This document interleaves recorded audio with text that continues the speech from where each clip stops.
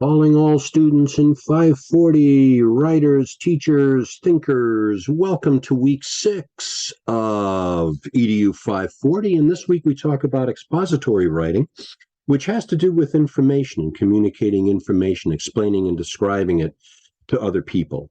So, expository writing is a nice launching pad for all sorts of conversations and all sorts of skills for your students.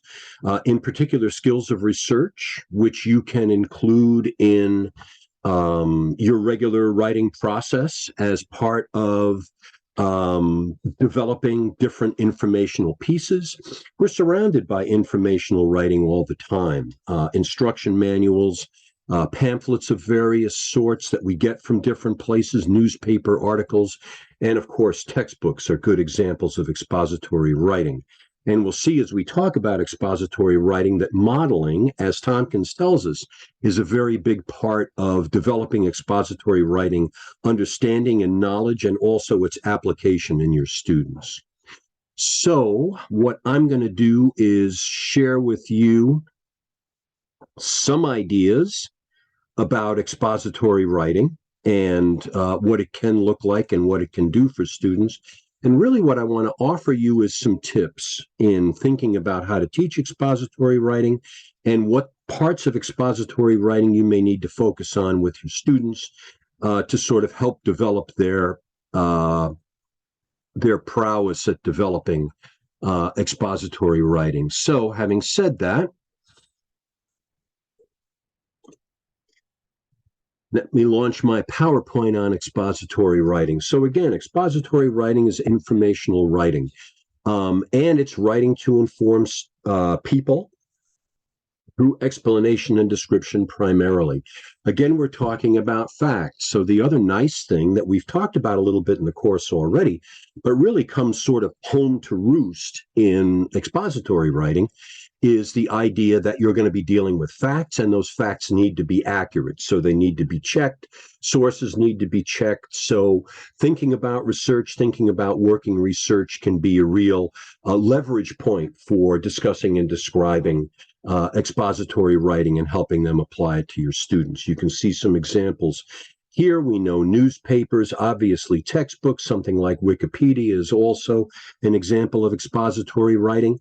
It's always a good idea, of course, to provide non-examples for your students. So some that I thought of were fiction and poetry and also journal writing, which we're going to get into in week 6. Another important thing to talk about with your students and describe for your students as far as expository writing is concerned is this idea of nonfiction features, that there are tables of contents, there are indices, the books are broken up into different headings. There can be bolded words or links in the text that you can follow that specify various aspects of the message of expository writing. So alerting to your students to that can be very important as well.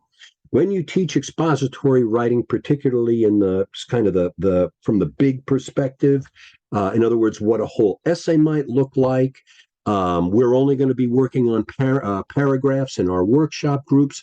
Hopefully you can try those out and develop those for potentially an artifact for your writing portfolio that we'll be doing and talking about in week 15. But the important things to keep in mind are that expository writing is organized. There's always a main idea.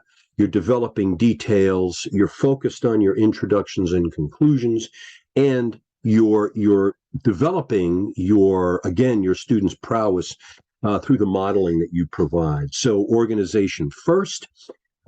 Take a look at how different writers organize their expository writing. How, for example, do newspaper articles, or how are newspaper articles shaped so that there's a hook of some sort at the very beginning where the main idea is expressed, and there are supporting details of various sorts throughout the newspaper article. So having students take a look at that and think about that can help them understand expository writing a little bit better. There are also other examples of expository writing. But I think sort of walking hand in hand with different models as you teach it can be really helpful. So look at textbooks and look at articles and invite your students to do the same. When you're talking about newspaper articles, obviously who, what, when, where, why, how is that nice sort of pentad, that writing pentad that you can introduce to your students at that point, because newspaper articles answer a lot of those questions. So be involved and get engaged with the kinds of models that you're describing and you're working with for your students. Take a look at how references are used, graphs are used, pictures, how margin notes might show up for in different kinds of writing, and obviously how links are used in newspaper articles, for example. And again, look at the differences between fiction and nonfiction writing, because we know from the next generation standards that this is a pretty significant comparison that the state wants us to provide our students with. Make sure that there's a main idea and that main idea comes through. So there's got to be a focus for the expository writing.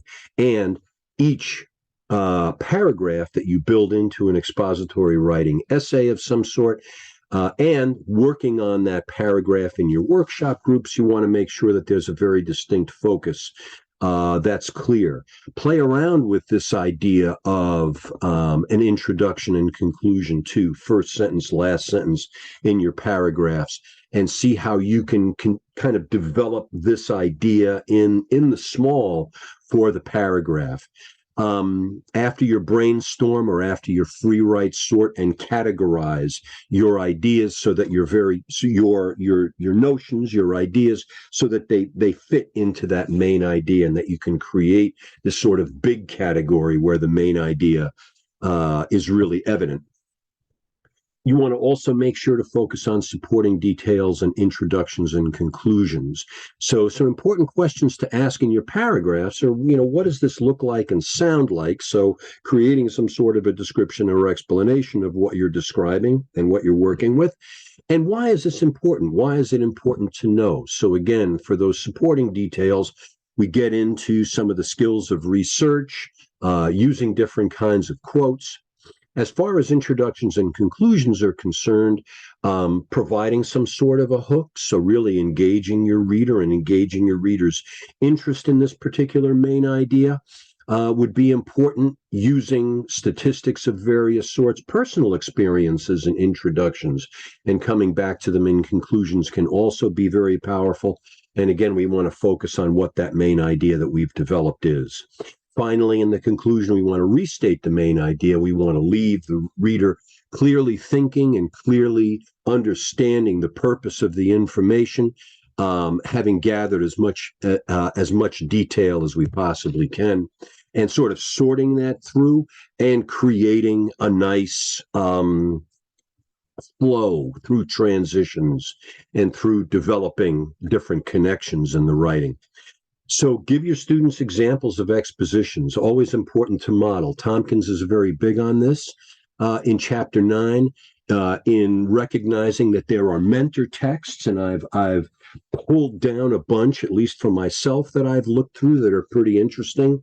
This one, Just the Right Size, talks about animals and why they are sized the way they are, and yet how size may not be about strength.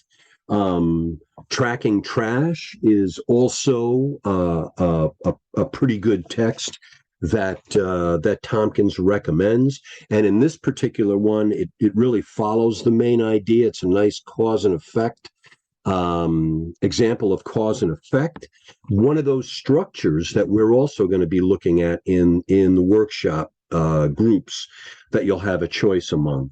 So there are various kinds of books that are available. Seymour Simon's books on different animals and different scientific principles are also good. So make sure to use those examples.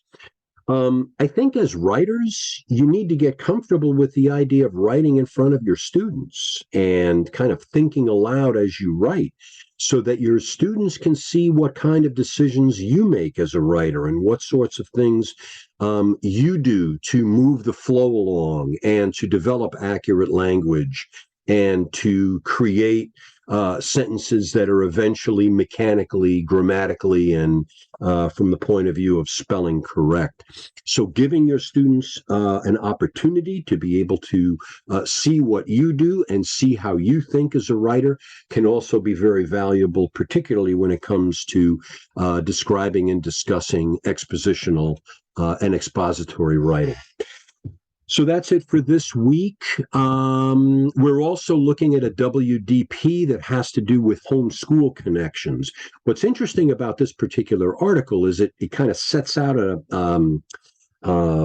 model, an experiment that some researchers in Britain attempted to try to get students to want to write and be engaged with their writing a little bit more. And they really come up with kind of a neat model where they ask students to bring artifacts from their homes that they can write about. That's a great springboard for expository writing, too. Using different artifacts from home that are tangible and that students need to write about and talk about accurately, precisely, and kind of using that model of introduction, conclusion, etc., can be very beneficial. So I'm going to leave you there. Thank you very much. Enjoy week 6. Have a great spring break. If I don't see you or talk to you otherwise during office hours or somewhere else during the week, we're going to take next week off, and we'll be back to personal writing and also looking at choice words for our journaling when we come back. So thanks very much. Take care, and I love you, and we'll see you later. Bye-bye.